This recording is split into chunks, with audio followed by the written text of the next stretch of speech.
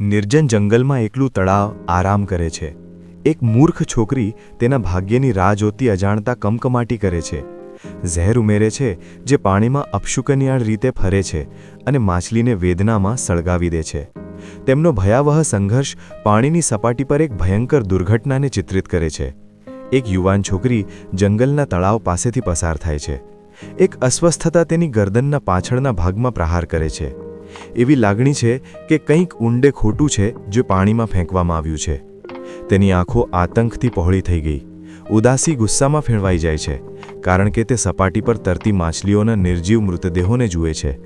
જ્યારે તેણી તેની મુઠ્ઠીઓ પકડે છે ત્યારે તે ઝેરી પાણીમાંથી બાકીની માછલીઓને કેવી રીતે બચાવવા તે વિશે વિચારે છે. ખુલ્લા આકાશની નીચે એક છોકરી પ્રાચીન શિવલિંગ તરફ દોડે છે. તેમનું હૃદય નિરાશાથી ભરેલું છે. ભગવાન શિવ, કૃપા કરીને અમારી મદદ કરો, તેણી વિનંતી કરે છે. તેણીનો અવાજ તેણીની ઊંડી ચિંતા દર્શાવે છે. ભગવાન શિવ દેખાય છે અને શાંતિથી કહે છે, ચિંતા ના કર બેબી, હું બધું સંભાળી લઈશ.